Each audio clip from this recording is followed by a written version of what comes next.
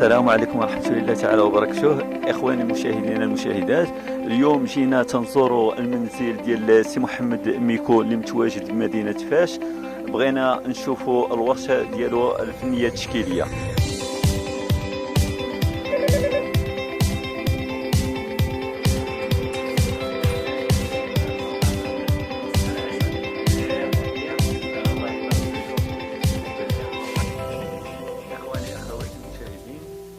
تشوفونا اليوم حنا متواجدين بالمنزل ديال سي محمد ميكو اللي هو فنان تشكيلي من مدينة فاس.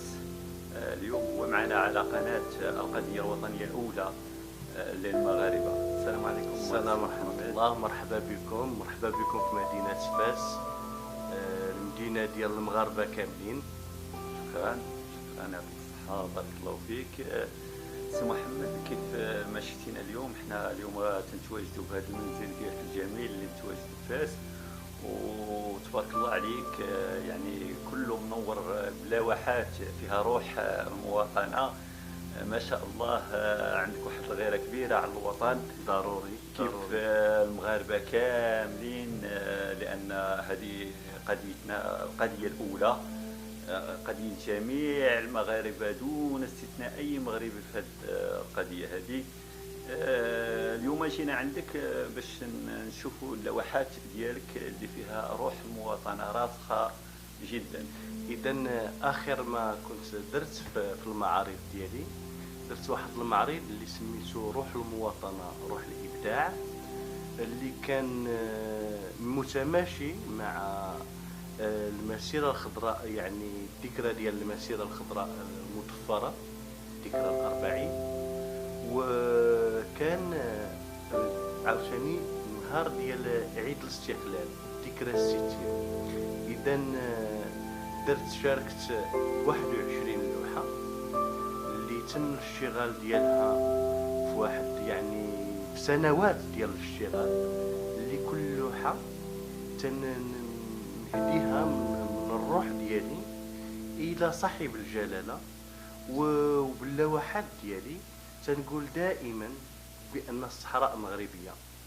اذا هذه هي زعما الطريقه ديال الاشتغال اللي كنت درت هذا المعرض هذا. وتم الاتصال ديالكم بيا بانكم تجيو عندي لمدينه فاس، ولبينا يعني الطلب، ومرحبا بكم في داركم. راكم يعني جيتيو للمنزل ديالكم. شكرا سي محمد ميكو. انا عندي واحد العلاقه وطيده، يعني بحكم الوالدين، بحكم يعني الجدود ديالنا دائما تيدويو على المواطنه، على حب الوطن، على اذا ترعرعنا وكبرنا في حب الوطن، هذا الوطن الحبيب. الحمد لله. والوطن، اسمح لي الى قاطعتك، الوطن دائما تتميز بجميع الالوان. الوطن ما يمكنلكش تحيز لون على لون، وانما خاصك تشتغل على جميع الالوان، لان لو وحدتي هذيك الالوان ضروري يكون الحفاظ على هذا الوطن. اكيد. بالنسبه لي يعني الان اشتغل بحال اللي قلت لك في اللوحات ديالي على الصحراء المغربيه. هي بعد يعني واحد السفر اللي كان انا والاب ديالي، اللي كنا بغينا نمشيو للسنغال على البر. ويعني بقات راسخه الذاكره ديال الصحراء المغربيه، دزنا منها. وهي كان بمثابه وداع لأبي، لانه للاسف كنا درنا واحد حادثه سير قريب من واديبو. اذا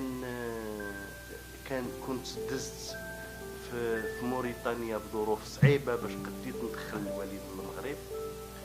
ومني جيت للمطار ديال محمد الخامس، هبطت الارض ديال المطار وبست الارض. داك البوسه ديال الارض كانت بانني هي انطلاقه ديال، هي واحد الانطلاقه. وكان بمثابة عهد للوطن تجاه يعني الشعور ديالي الداخلية ديال الفنان، بأنني حياتي كاملة غادي نكرسها من أجل المواطنة ومن أجل الوطن، من أجل المغرب. رسالتي كفنان واضحة. سي محمد، في اللحظه ديالك اللي تكون يعني تترسم تلك اللوحه، شنو الشعور ديالك وشنو الاحساس ديالك في ديك اللحظه؟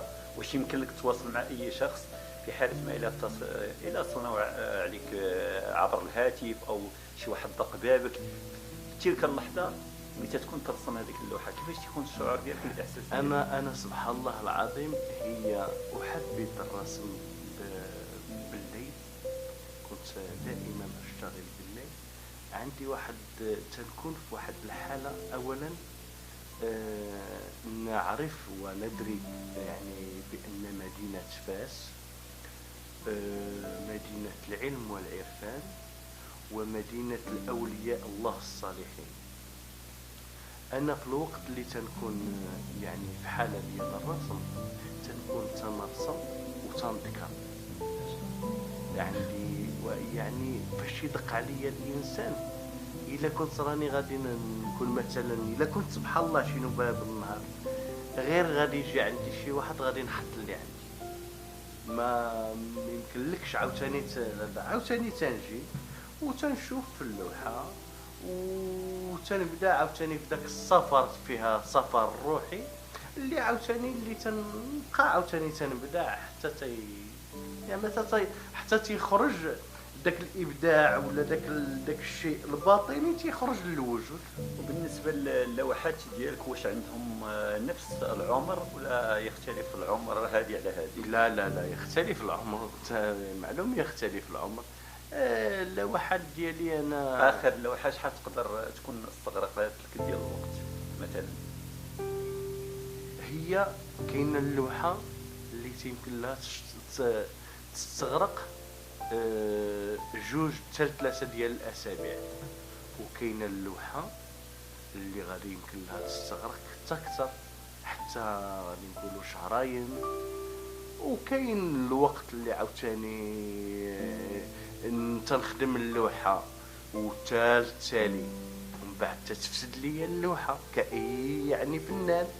ماشي دائما غادي نقول بانني غادي نكون خدام في اللوحه وغادي نحط يعني لو بارفي بحال اللي تيقولوا، ولكن الحمد لله كل شيء مزيان. بالنسبه لك انت الان كفنان وعندك غيره على الوطن كاي المغاربه كاملين، وروح مواطنه ترسخ فيك الداخل، وعندك الحمد لله تجارب كبيره مريتي منها عبر هذا الفن، شنو هي الرساله ديالك اللي تقدر توجه للشباب والاجيال الصاعده؟ رساله واضحه. اذا بالنسبه للشباب اللي تيقرا يواصل المشوار ديال الدراسه ديالو،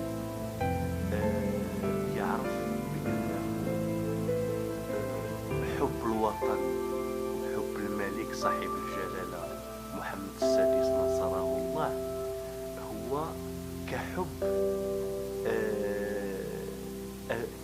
كحب لبن الأم في طفولته. يعني من الصعب أن أصف ذلك، ولكن يكون حب صادق طاهر، لأن صاحب الجلالة تيحب الشعب ديالو والشعب تيحب صاحب الجلالة. إذا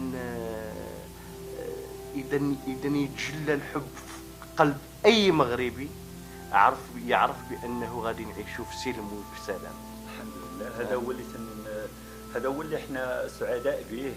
الحمد لله البلاد دائما من طنجة حتى الكويرة في سلم وسلام الحمد لله. وزرنا الكثير من الدول، ودائما تنقولوا ما كاينش بحال الاستقرار اللي كاين في المغرب. اللهم لك الحمد. هذا الشيء تنحمدوا عليه وتنشكروا عليه الله، وجميع المغاربه تيشكروا هذا الشيء. سادتي سيداتي، السلام عليكم ورحمه الله تعالى وبركاته. كيف ما شاهدتوا معنا الاستضافه ديال الاستاذ ديالنا الكبير سي محمد بكم. وحنا تنتواجدوا الان دابا بفاس الجميله، فاس العاصمه العلميه الروحيه اللي ترتاحوا فيها وتلقوا فيها راحتنا.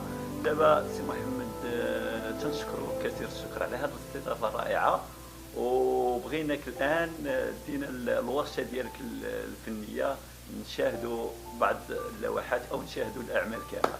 يلا مرحبا مرحبا. حنايا تنتواجدوا في الورشه.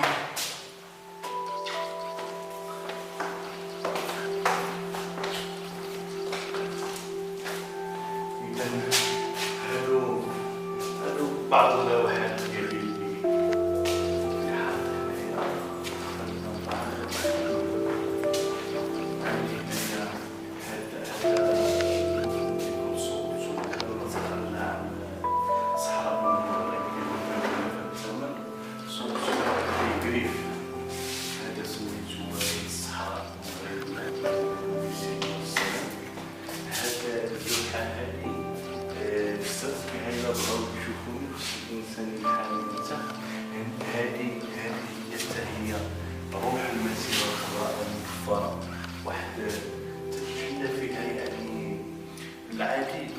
هناك يعني أشخاص اللي فوق ديال المسيرة اللي توفاو، اللي الروح ديالهم يعني اللي دايرها. هناك أشخاص يعني أجيال وأجيال اللي دازت من أجل المسيرة الخضراء. هنايا كاين واحد يعني بحال واحد الطيور هنايا واحد العينين اللي تيشوفوا يعني ذاك. إذا من خلال هذا العمل خلالي إلا محمد تجلى فيه جوج ديال الحوايج. هي محمد يعني النبي صلى الله عليه وسلم، ومحمد تجلى فيه إلا محمد السادس الله يرحمه تعالى.